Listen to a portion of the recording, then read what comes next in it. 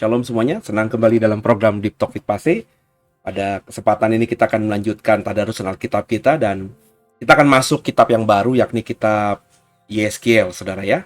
Dan Yeskiel ini pasalnya panjang banget, banyak sekali, jadi mungkin kita akan melewati 2-3 bulan ya tadarusan satu kitab ini saja. Dan untuk mempersingkat waktu, kita memasuki pasal yang pertama. Kita tundukkan kepala, kita berdoa. Terima kasih Tuhan, kami boleh ada sampai detik ini dan boleh memulai tadarusan Alkitab kami, kitab yang baru, kitab Yeskiel.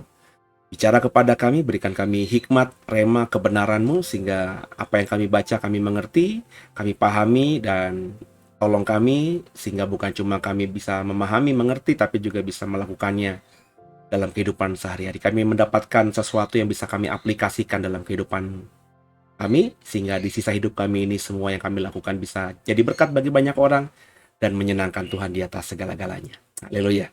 Amin. Bapak Ibu siapkan kitab Yeskiel pasal yang pertama ya. Kita siapkan Yeskiel. Allah mengerti, Allah peduli segala persoalan yang kita hadapi, tak akan pernah dibiarkannya ku bergumul sendiri, sebab Allah mengerti.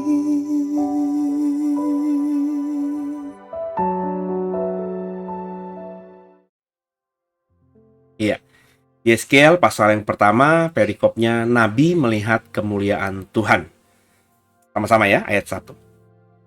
Pada tahun ke-30 dalam bulan yang keempat, pada tanggal 5 bulan itu, ketika aku bersama-sama dengan para buangan berada di tepi sungai Kebar, terbukalah langit dan aku melihat penglihatan-penglihatan tentang Allah.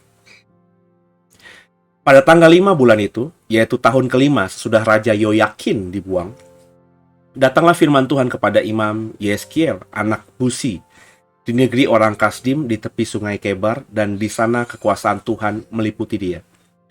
Lalu aku melihat sungguh angin badai bertiup dari utara dan membawa segumpal awan yang besar dengan api yang berkilat-kilat. Dan awan itu dikelilingi oleh sinar di dalam, di tengah-tengah api itu kelihatan seperti suara mengkilat. Suasa mengkilat. Dan di tengah-tengah itu juga ada yang menyerupai 4 makhluk hidup, dan beginilah kelihatannya mereka. Mereka menyerupai manusia, tapi masing-masing mempunyai 4 muka, dan pada masing-masing ada pula 4 sayap. Kaki mereka adalah lurus, dan telapak kaki mereka seperti kuku anak lembu. Kaki-kaki ini mengkilap seperti tembaga yang baru digosok. Pada keempat sisi mereka, di bawah sayap-sayapnya, tampak tangan manusia. Mengenai muka dan sayap mereka berempat adalah begini. Mereka saling menyentuh dengan sayapnya. Mereka tidak berbalik kalau berjalan, masing-masing berjalan lurus ke depan. Muka mereka kelihatan begini. Keempatnya mempunyai muka manusia di depan, muka singa di sebelah kanan, muka lembu di sebelah kiri, dan muka raja wali di belakang. Sayap-sayap mereka dikembangkan ke atas. Mereka saling menyentuh dengan sepasang sayapnya, dan sepasang sayap yang lain menyerupai badan mereka, menutupi badan mereka. Masing-masing berjalan lurus ke depan, ke arah mana roh itu hendak pergi. Kesanalah mereka pergi. Mereka tidak berbalik kalau berjalan. Di tengah makhluk-makhluk hidup itu kelihatan seperti bara api yang menyala, seperti suluh, yang bergerak kian kemari di antara makhluk-makhluk hidup itu. Dan api itu bersinar sedang, dari api itu kilat sabung menyabung. Makhluk-makhluk hidup itu terbang ke sana kemari seperti kilat. Aku melihat sungguh di atas sungai, di atas tanah di samping masing-masing dari keempat makhluk-makhluk hidup itu ada sebuah roda. Rupa roda-roda itu seperti kilauan permata pirus dan keempatnya adalah serupa buatannya seolah-olah roda yang satu di tengah-tengah yang lain. Kalau mereka berjalan, mereka dapat menuju ke 4 jurusan. Mereka tidak berbalik kalau berjalan. Mereka mempunyai lingkar, dan aku melihat bahwa sekeliling lingkar yang 4 itu penuh dengan mata. Kalau makhluk-makhluk hidup itu berjalan, roda-roda itu juga berjalan di samping mereka. Dan kalau makhluk-makhluk hidup itu terangkat dari atas tanah, roda-roda itu turut terangkat. Ke arah mana roh itu hendak pergi, kesanalah mereka pergi, dan roda-rodanya sama-sama terangkat dengan mereka. Sebab roh makhluk-makhluk hidup itu berada di dalam roda-rodanya. Kalau makhluk-makhluk hidup itu berjalan, roda-roda itu berjalan. Kalau mereka berhenti, roda-roda itu juga berhenti. Kalau mereka terangkat dari tanah, roda-roda itu juga sama-sama terangkat dengan mereka. Sebab roh makhluk-makhluk hidup itu berada di dalam roda-rodanya. Di atas kepala makhluk-makhluk hidup itu, ada yang menyerupai cakrawala, yang kelihatan seperti hablur es yang mendahsyatkan, terbentang di atas kepala mereka.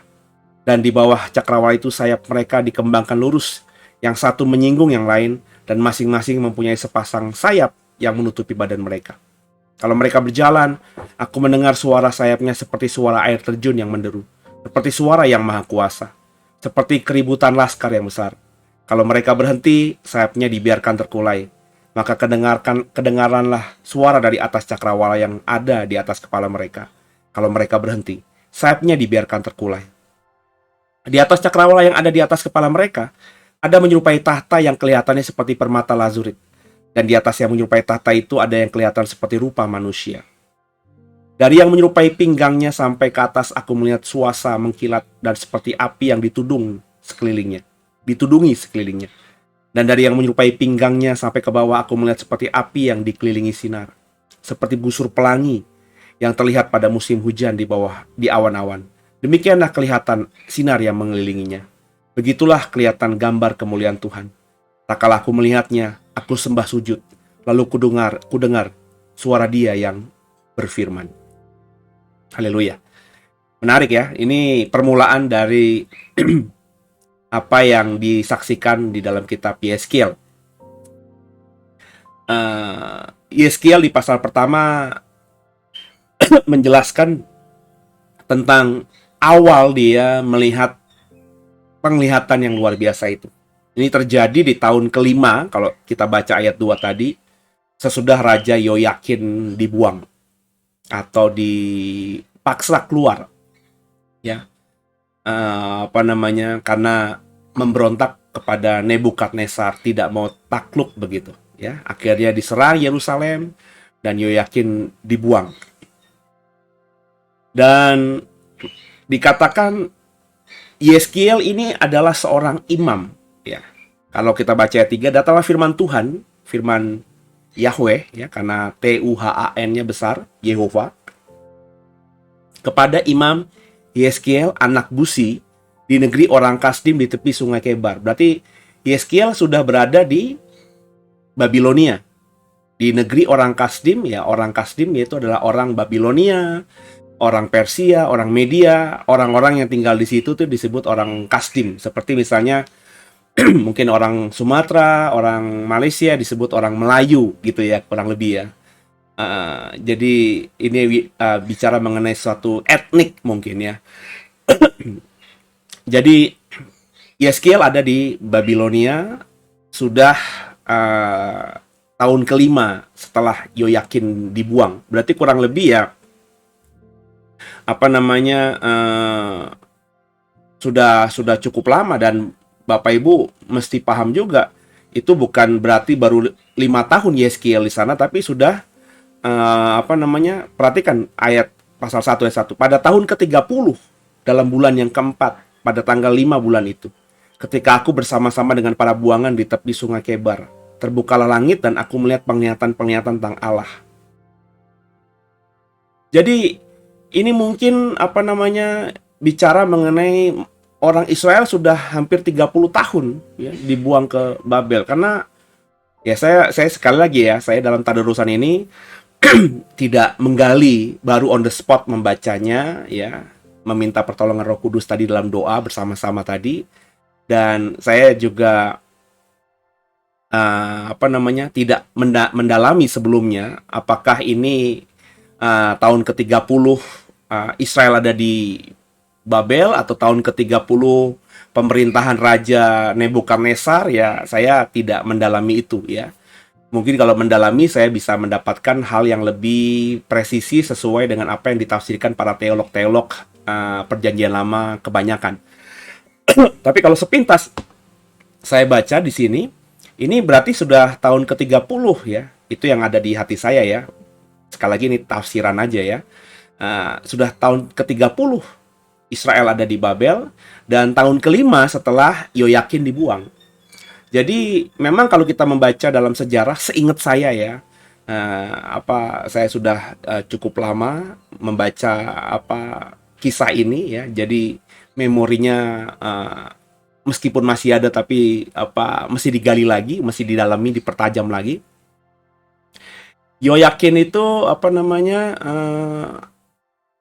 ketika Nebukadnezar pertama kali menyerang itu ya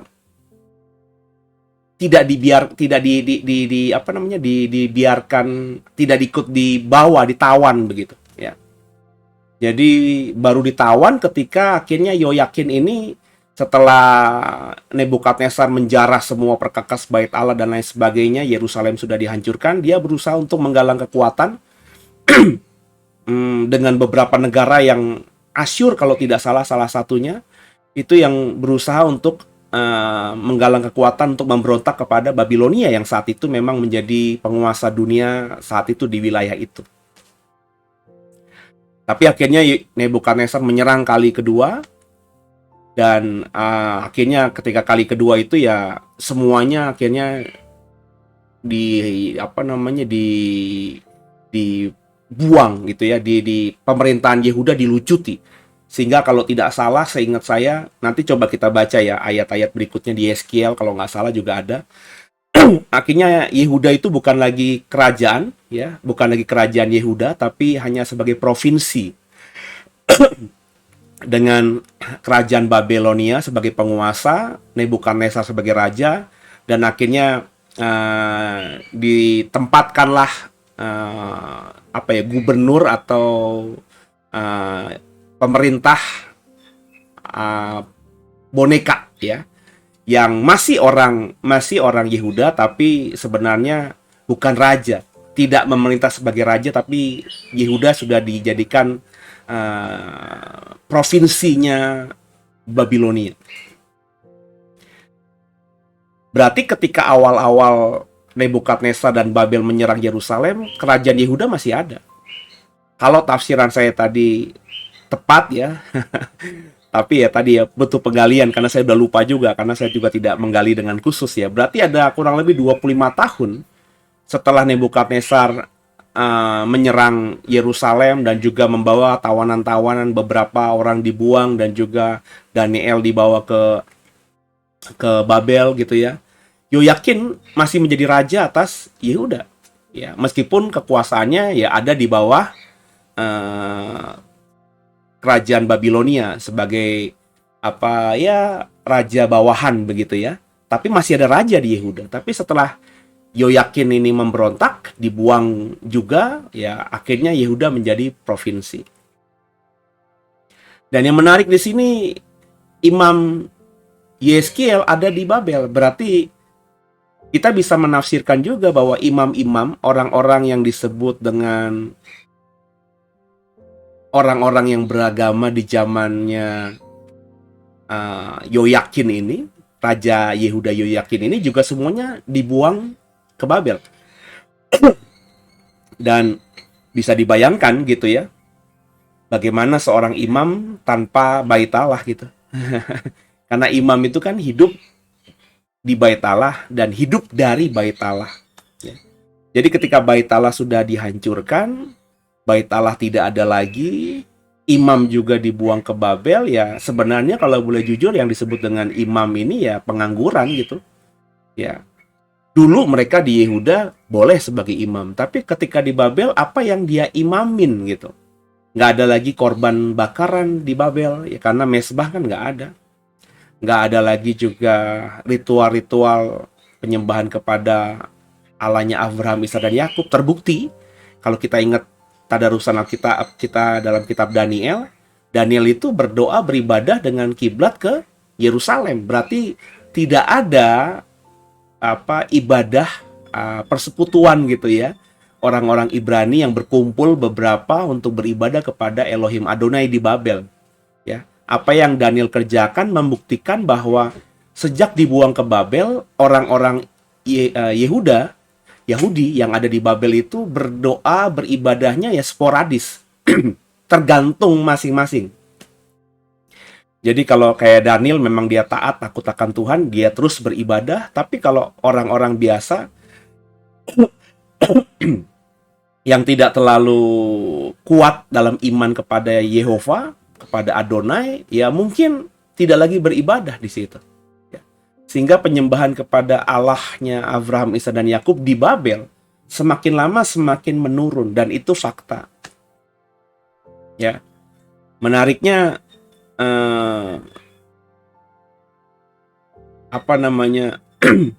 Yeskiel ini mengatakan bahwa dia dengan beberapa buangan berada di tepi sungai Kebar. Ya, tidak terindikasi di tepi sungai Kebar ngapain, mancingkah gitu, atau nyari ikan kah? Tapi kalau kita belajar dari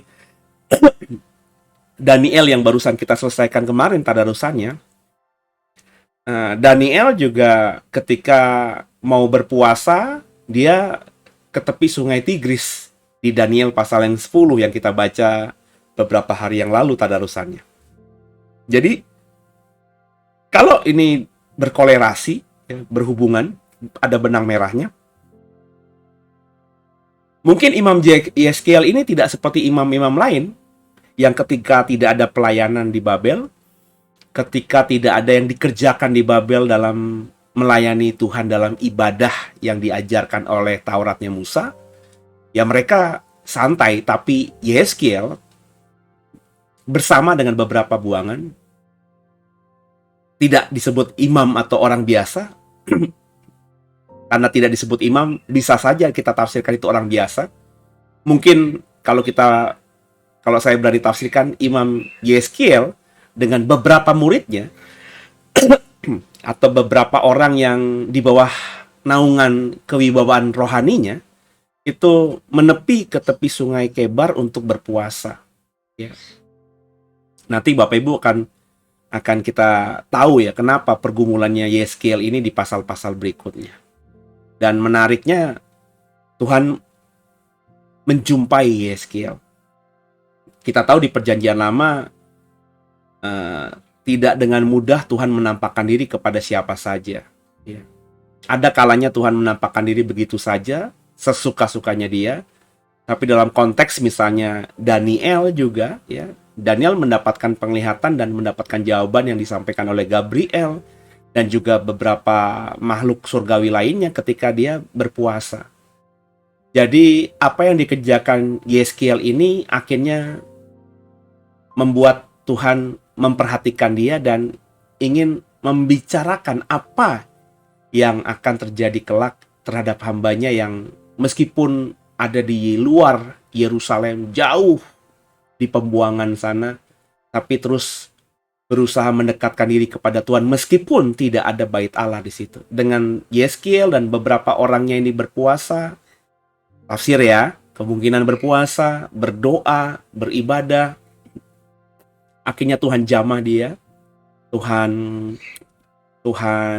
menjumpai Yeskiel dan memberikan kepada Yeskiel apa yang disebut dengan nubuatan Yeskiel yang kita bisa baca nanti di pasal berikutnya.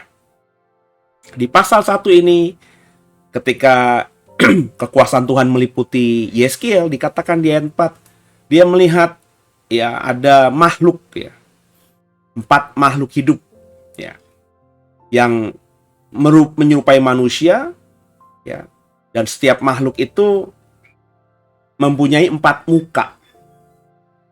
Jadi ada 4 makhluk, masing-masing makhluk memiliki 4 muka ya. Dan masing-masing makhluk itu juga punya 4 sayap. Ya. Kuku mereka lurus, katakan ayat 7, telapak kaki mereka seperti kuku anak lembu. Kaki-kaki ini mengkilap seperti tembaga yang baru digosok. Jadi kakinya mengkilap sekali dan seperti telapak kaki anak lembu. Mengenai muka dan sayap mereka berempat adalah begini, ayat 9. Mereka saling menyentuh dengan sayapnya. Jadi mereka punya 4 sayap, masing-masing 4 makhluk itu, ya. Terus sayapnya tuh saling menyentuh. Ya. Mereka saling menyentuh dengan sayapnya.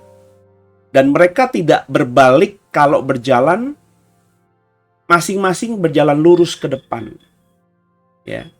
Jadi karena mereka punya 4 muka, ya, mereka punya 4 wajah.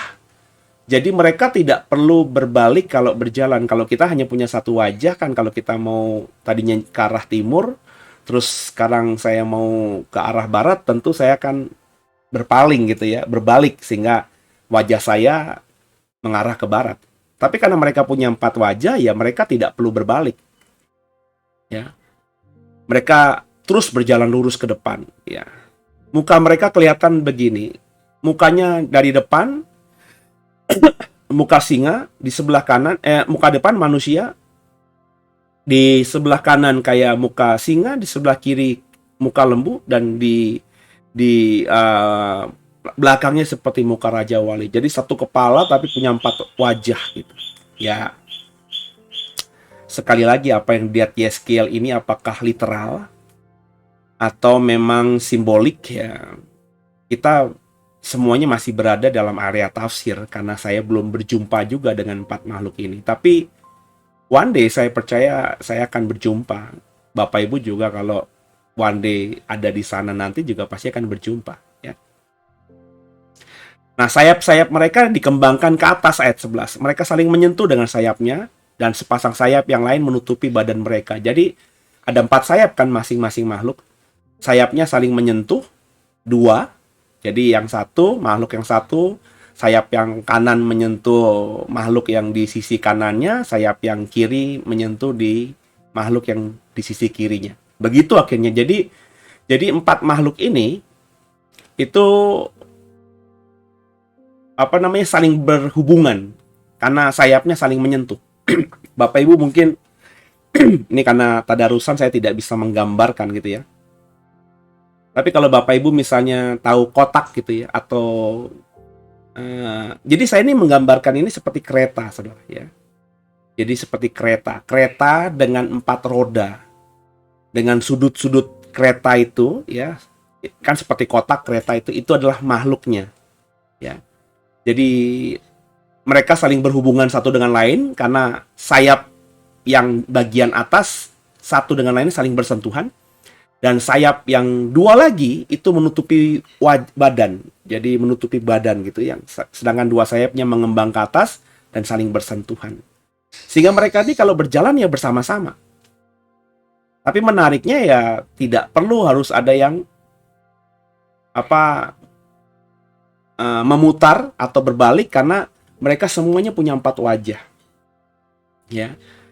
Jadi mungkin one day saya bikin program untuk menggambarkan gitu ya. Ya saya masalahnya juga nggak begitu jago gambar, tapi saya paling nggak bisa punya imajinasi lah soal hal ini.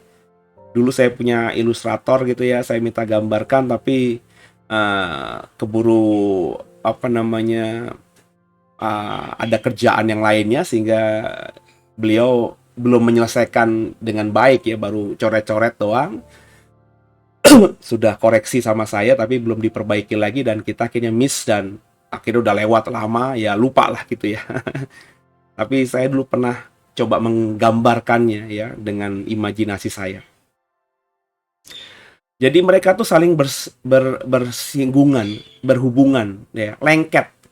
Jadi 4 makhluk ini ya kalau ke timur semuanya, kalau ke barat semuanya ya. Dan nggak ada yang berjalan mundur karena mereka semuanya maju. Dan yang menarik di sini adalah masing-masing jalur ke arah mana roh itu hendak pergi. Ke sana mereka pergi, mereka tidak berbalik ya. Jadi mereka tuh pergi menuju ke roh ya, sesuai dengan roh hendak pergi kemana. Nah, di tengah-tengah ayat 13, di tengah-tengah makhluk hidup itu kelihatan seperti bara api yang menyala, seperti suluh ya, yang bergerak kian kemari di antara makhluk-makhluk hidup itu, dan api itu bersinar sedang dari api itu kilat sabung menyambung. Jadi bisa bayangkan di antara 4 makhluk itu di tengah-tengah ada bara api yang menyala seperti suluh yang muter gitu, bergerak ke sana ke sini di antara makhluk-makhluk itu, dan api itu bersinar, suluh itu ketika bersinar dari api itu kilat sabung menyambung. Jadi ini api yang bukan sembarang api ya. Kalau apinya berjalan doang mungkin ya tukang sulap bisa bikin gitu ya. Tapi kalau apinya ini berjalan kian kemari dan dari api ini keluar kilat gitu ya,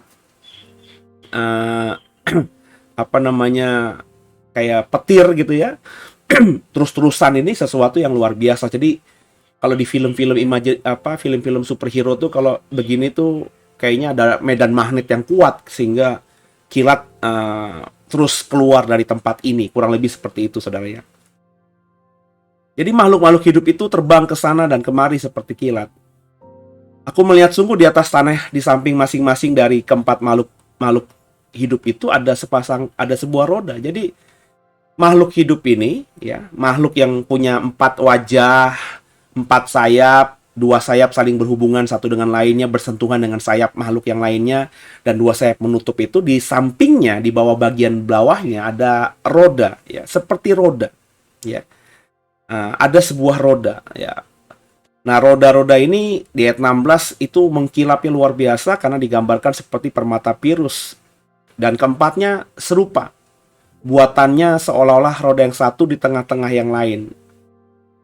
Jadi, apa namanya, rupanya rodanya ini ya seperti, apa ya, aduh Bapak Ibu kalau pernah melihat gambaran cakra ya, apa-apa gitu ya. Jadi, ini roda, tapi di dalamnya ada roda lagi gitu. Jadi, itu kenapa makhluk-makhluk ini nggak perlu berputar, karena rodanya itu bisa berjalan kemana saja tanpa harus berputar. Wajah mereka bisa kemana saja tanpa mereka harus berputar atau berbalik. Mereka terus lurus ke depan saja, ya. Itu karena rodanya juga demikian. Kalau rodanya cuma roda biasa doang, ya seperti roda mobil atau roda sepeda motor, kan kalau kita mau putar balik kan juga rodanya harus putar balik dulu kan. Kalau ke kanan kan harus ke kanan kan. Tapi ini karena punya roda di dalam roda ya, sehingga kalau 4 makhluk ini digerakkan roh untuk ke kanan, ya dia tinggal berhenti dan langsung ke kanan. Nggak perlu rodanya berputar. Karena rodanya itu bulatan-bulatannya ada di arah menuju utara, selatan, timur, dan barat. Kurang lebih begitu Bapak Ibu. Ya. Nah, rupa roda-roda itu seperti kilauan permata Pirus ya. Buatannya seolah-olah roda yang satu di tengah-tengah yang lain. Kalau mereka berjalan dapat menuju ke 4 jurusan tuh, timur, utara, barat, selatan ya. Mereka tidak berbalik kalau berjalan. Mereka mempunyai lingkar, dan aku melihat bahwa sekeliling lingkar yang keempat itu penuh dengan mata. Jadi di lingkaran roda itu penuh dengan mata. Itu sekali lagi membuktikan, menjelaskan bahwa kenapa nggak harus berputar, karena mereka sudah cukup jelas gitu ya. Dan mereka nggak mungkin nabrak karena punya mata. Mata itu kan gambaran dari penglihatan. Mereka tidak bisa dibohongi, mereka tidak bisa dicurangi karena mereka punya mata banyak. Ya, kalau saya punya mata banyak, nggak cuma mengarah ke saudara doang ke kamera yang tempat saya rekaman, tapi saya punya mata di belakang, mata di atas, mata di samping, kiri, kanan. Orang yang berusaha ngeprank saya dari belakang, orang yang berusaha jitak saya dari belakang nggak mungkin bisa, karena saya bisa melihatnya dengan terang benderang. Kurang lebih begitu ya gambaran roda itu. Dan menariknya, kalau makhluk-makhluk hidup itu berjalan, roda-roda itu juga berjalan di samping mereka. Dan kalau makhluk-makhluk hidup itu terangkat dari atas tanah, roda-roda itu juga turut terangkat. Jadi roda-roda itu berjalan bersamaan kemanapun makhluk itu pergi. Kalau makhluk itu terangkat, rodanya terangkat. Kalau makhluk itu berjalan, ya roda itu berjalan. Ayat 20, ke arah mana roh itu hendak pergi, kesanalah mereka pergi, dan roda-rodanya sama-sama terangkat dengan mereka. Perhatikan baik-baik. Sebab roh makhluk-makhluk hidup itu berada dalam roda-rodanya. Jadi bukan rodanya yang mengikuti makhluk itu, tapi makhluk itu yang mengikuti roda itu. Kenapa? Karena dikatakan di Alkitab, kata Yeskiel ayat 20, sebab roh makhluk-makhluk hidup itu berada dalam roda-rodanya. Kalau Bapak Ibu dan saya kan roh kita ada dalam diri kita ya. Jadi kita kemanapun ya digerakkan roh kita ini yang menggerakkan otak untuk menuju kemana dan apa yang kita kerjakan. Tapi kalau makhluk ini, rohnya ada di roda. Jadi kalau roh itu mau ke timur, ya karena ada di roda, roda itu ke timur, maka makhluk ini mengikuti. Jadi makhluk ini mengikuti roda karena makhluk ini rohnya ada di roda. Jadi kalau roda itu berhenti, makhluk ini berhenti. Kalau roda itu berjalan, makhluk ini berjalan. Kalau roda ini terangkat, makhluk itu terangkat. Ya, kurang lebih seperti itu Bapak Ibu. Dan di atasnya kalau kita lihat gambaran ayat 22, 23, 24, 25, itu ada gambaran Tuhan dengan duduk di tahtanya. Ya. Jadi apa sih makhluk-makhluk ini? Ya, gambaran apa sih? Tidak disebutkan sekarang ini ya. Tapi besar kemungkinan inilah makhluk yang disebut dengan kerubim ya Bapak Ibu ya. Kerubim itu ya makhluk seperti yang digambarkan di dalam Yeskiel pasal 1 ini. Apakah bentuknya sama dengan kerub yang menjaga Taman Eden? Ya, saya nggak tahu ya.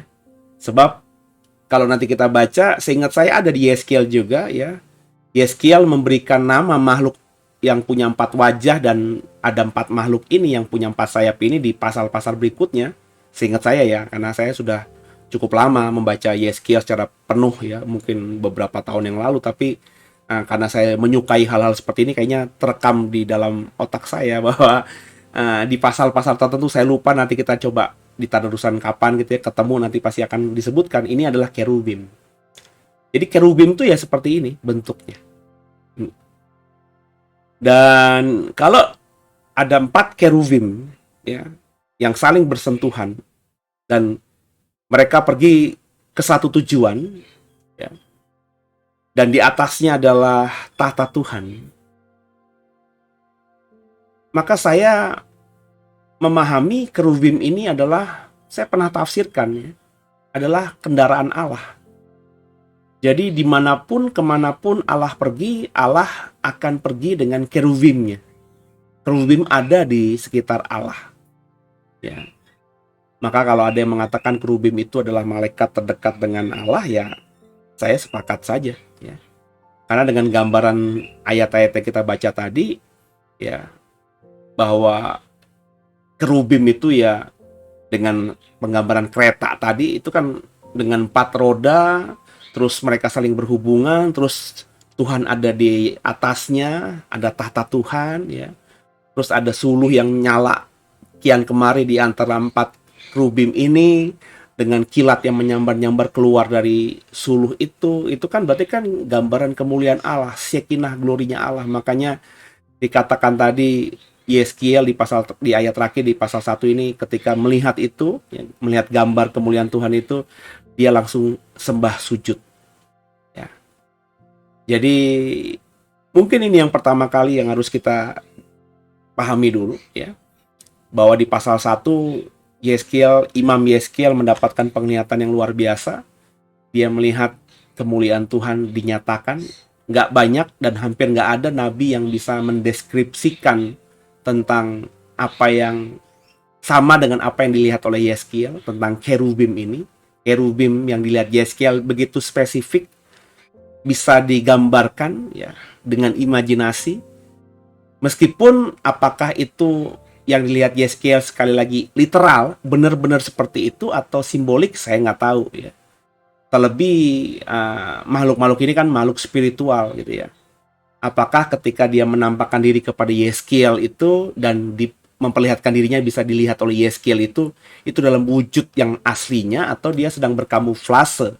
Karena makhluk roh kan bisa saja dia berkamuflase sesuai dengan apa yang dipahami oleh yang mau diizinkan melihat mereka, kan begitu saudara. Ya, ini agak lompat jauh ya. Saya tergelitik gara-gara kemarin ada seorang stand up komedian gitu ya dari Indonesia yang tinggal sekarang di Amerika gitu ya. Ya, dia menceritakan tentang pengalamannya hidup sekarang ini memulai dari nol lagi lah ya. Di sini sudah jadi stand up komedian terkenal, di Amerika ya barulah, orang dari Asia juga gitu ya. Terus ceritalah dia dalam journey-nya ya, di tetangga-tetangganya tuh ada yang naruh boneka-bonekaan tengkorak gitu. Dia parno gitu karena dia orangnya takut dengan hal-hal segitu tuh, nggak suka lah. Kalau malam-malam gitu kaget aja tiba-tiba lihat bayangan ada tengkorak gitu kan. Terus ada kolom komentar di dalam video YouTube-nya itu, "Bang, tolong selidiki di Amerika ada kuntilanak apa tidak," gitu. Nah, saya cuma ingin mengatakan saja ya, saya nggak yakin kuntilanak ada di Amerika, di Eropa, atau di belahan dunia lainnya. Ya, kenapa? Karena bagi saya ya, kuntilanak itu hanya di Indonesia. Karena bukannya kuntilanak atau roh jahat nggak ada di tempat lain, bukan itu maksudnya. Cuma roh jahat itu akan menampilkan diri, bentuknya sesuai dengan apa yang kita mau lihat gitu, apa yang kita takuti, apa yang kita persepsikan, ya. Ketika hari ini ya, kita sering ditakut-takuti, wow nanti ada wewe gombel atau nanti ada kuntilanak, apa namanya, perempuan rambutnya panjang, belakangnya bolong gitu kan ya, sundel bolong gitu ya. Nah, maka karena kita punya asumsi ini, dan ketika roh jahat emang sedang mau menakut-nakuti kita, maka yang kelihatan ya bentuk seperti yang kita pahami. Ya, saya yakin seserem-seremnya kuntilanak, kalau dia memperlihatkan diri pada orang bule sana juga dia nggak ketakutan gitu. Orang bulenya nggak ketakutan gitu ya. Karena orang bule tentu hal-hal yang lebih menyeramkan dia bisa menggambarkannya sendiri gitu ya. Makanya kan film-film horor di luar sana kan hantunya nggak seserem hantunya Thailand, hantunya Indonesia, hantunya Asia gitu ya. Kayak Conjuring kan itu juga cuma boneka gitu ya. Terus ada ya beberapa kan film yang ya tampilan mukanya sih tidak terlalu menyeramkan seperti gambaran setan-setan orang Indonesia. Orang Indonesia memang imajinasi uh, imajinasi penggambarannya tuh luar biasa, sehingga setan-setannya macam-macam, ada genderuwo, ada macam-macam. Nah, ini keluar dari topik ya, tapi yang saya mau katakan, besar kemungkinan keruvim yang dilihat Yeskiel ini bukan bentuk aslinya ya, tapi dia menampilkan diri seperti itu supaya Yeskiel paham, karena kapasitas Yeskiel saat itu ya seperti itu ya. Mungkin ya kalau misalnya hari ini saya atau beberapa saudara diperlihatkan tentang keruvim lagi, kita bisa melihat kemuliaan Tuhan lagi karena ada Tuhan di atas keruvim, karena keruvim kan digambarkan Yeskiel sebagai kendaraan tadi, saya tafsirkan kendaraannya Tuhan. Maka mungkin apa yang saya akan lihat tidak seperti yang dilihat Yeskiel ya. Jadi apakah ini literal atau ini simbolik atau ini memang penglihatannya Yeskiel semata, bukan otentiknya si keruvim, ya kita tunggu saja ya. Nggak usah kita berdebat panjang lebar soal ini gitu ya. Intinya Yeskiel melihat kemuliaan Tuhan. Saya tafsirkan dia melihat bukan saja kendaraannya Tuhan, tapi kemuliaan Tuhan juga ada di atas keruvim itu. 4 makhluk dengan 4 wajah, dengan 4 sayap, yang 2 sayap masing-masing menutup badan mereka, 2 sayap masing-masing saling berhubungan satu dengan lainnya, dan mereka punya roda, dan roh mereka ada di roda itu. Kemanapun roh itu pergi, roda itu pergi, maka makhluk itu pergi bersamanya. Nah, itu yang digambarkan di Daniel pasal pertama. Semoga ini menjadi prolog yang Bapak Ibu pahami, sehingga ketika kita nanti melihat pasal 2, membaca pasal 3, kita jadi lebih paham lagi. Semoga dipahami.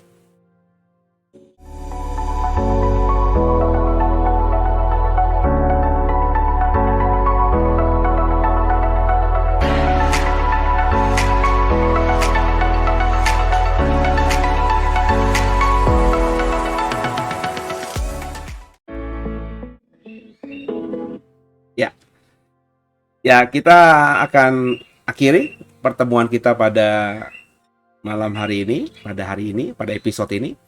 Dan senang bersama dengan saudara. Kalau saudara diberkati, nanti tolong di-subscribe, di-like, dan di-share. Dan bawa dalam doa program ini supaya bisa terus continue. Saya juga sehat. Kemarin habis khotbah minggu saya tepar karena meriang lagi. Tapi puji Tuhan hari Senin kemarin sudah pulih. Sekarang juga sudah pulih ya, cuma butuh istirahat, kecapean aja, flu berat gitu saudara. Semoga saudara sehat senantiasa.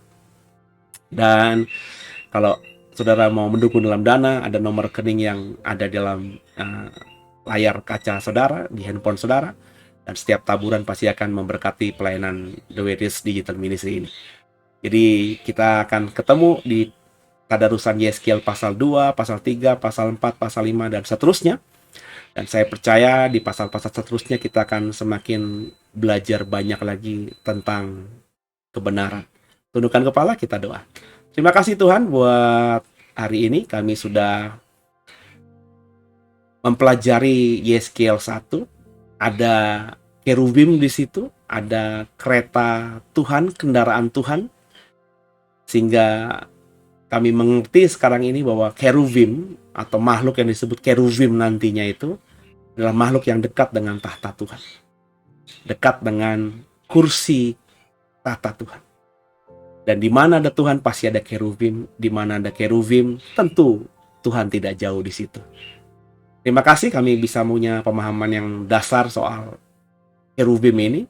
Doa agar di pasal-pasal berikutnya rema semakin disingkapkan, diberikan kepada kami masing-masing. Tuhan tolong kami, mampukan kami jadi pelaku firman. Ampuni salah dosa kami. Yesus Kristus adalah Tuhan Juru Selamat kami yang hidup. Dan ke dalam tangan-Mu lah kami serahkan tubuh, jiwa, dan roh kami. Haleluya. Amin. Selamat istirahat semuanya. Sampai jumpa di Yeskiel 2, di Tadarusan Alkitab, di Deep Talk with Pastor esok hari. Tuhan Yesus memberkati semuanya.